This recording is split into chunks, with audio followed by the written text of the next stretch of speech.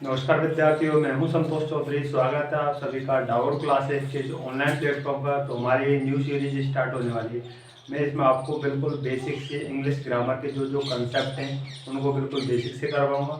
आप अगर बिल्कुल न्यू हो, यानी कि आपने बिल्कुल नहीं जानते हो इंग्लिश ग्रामर के बारे में, तो आप इस वीडियो को जरूर देखिएगा। या आप जानते हो तो वो सारी चीज़ें एक बार रिवाइज हो जाएंगी।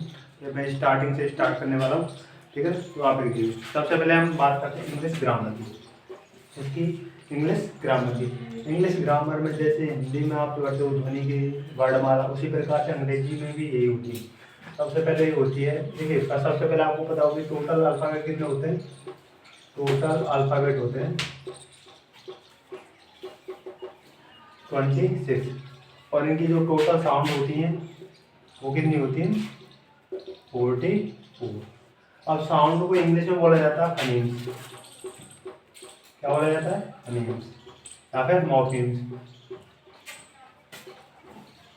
फनीम्स या फिर मॉर्फीम। इनसे मिलकर के क्या बनता है? वर्ड। क्या बनता है?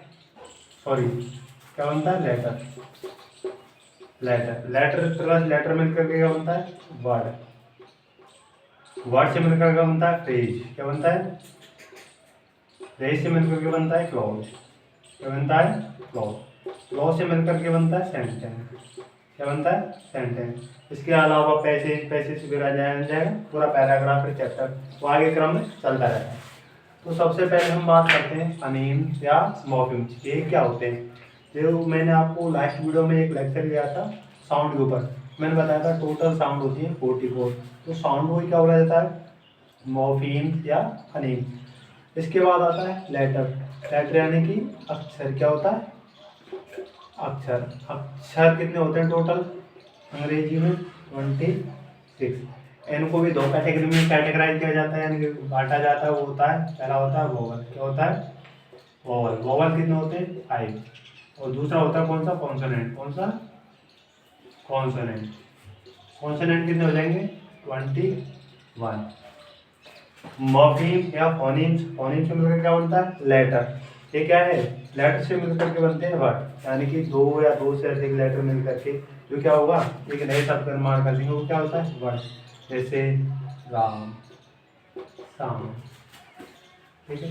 इस प्रकार के जो वर्ड रहेंगे लेटर से मिलकर के बनाए, दो या दो से अधिक कितने भी हो सकते हैं लेटर, तो वे इनसे मिलकर के क्या बनता है? वर्ड बनता है। फ्रेज। क्या होता है? फ्रेज। इसको बोला जाता है हिंदी में वाक्यांश। वाक्यांश। इसका मीनिंग क्या है? A group of word. क्या होता है? A group of words which makes a sense but not complete.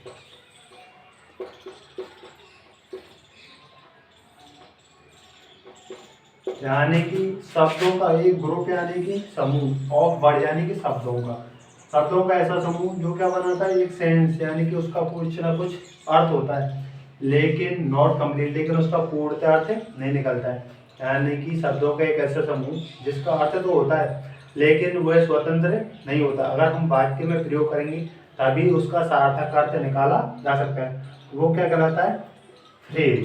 क्या कहलाता है? फ्रेज। जैसे the sunrises in the east. तो अगर इन द ईस्ट को मैं क्या कर देता हूँ? अंडरलाइन कर देता हूँ। तो अगर मैं ओनली है बोलूँ इन द ईस्ट, इसका मीनिंग क्या होता है? ईस्ट में। तो इसमें इसका मीनिंग तो निकल रहा है, लेकिन इसका वाक्य में प्रयोग करेंगे तभी तो पता चल रहा है कि क्या है। सन निकल रहा है, कहाँ से निकल रहा है? ईस्ट से, ठीक है। इस प्रकार के जो रहेंगे ये होगा आपका, क्या हो जाएगा? ये हो जाएगा फ्रेज। क्या हो जाएगा? फ्रेज हो जाएगा। फ्रेज का मीनिंग क्या होता है? वाक्यांश। एक बार मैं दोबारा से रिपीट करवा देता हूँ, सभी की नजर बोर्ड की तरफ बन। देखो अल्फाबेट, टोटल अल्फाबेट कितने होते हैं? 26। कितने होते हैं? 26, यानी कि ए से लेकर के जेड तक। और बहुत सारे लोग आपसे पूछते होंगे कि इंग्लिश में ए के बाद क्या आता है। तो इंग्लिश जो वर्ड है ना, इंग्लिश अगर आपको वर्ड के बारे में पूछे तो इंग्लिश वर्ड में ई के बाद आता है एन आता है ना।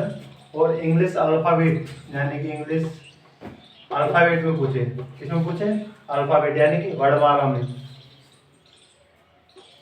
उसमें इंग्लिश के बाद ई के बाद क्या आता है, एफ आता है, ठीक है ना। अब देखो फिर उनसे मिलकर क्या बनता है, लेटर, लेटर से मिलकर के वर्ड, वर्ड से मिलकर के फ्रेज, फ्रेज से मिलकर के बनता है, यानी कि फ्रेज से आगे जो होता है वो होता है उपवाक्य। क्या होता है, उपवाक्य।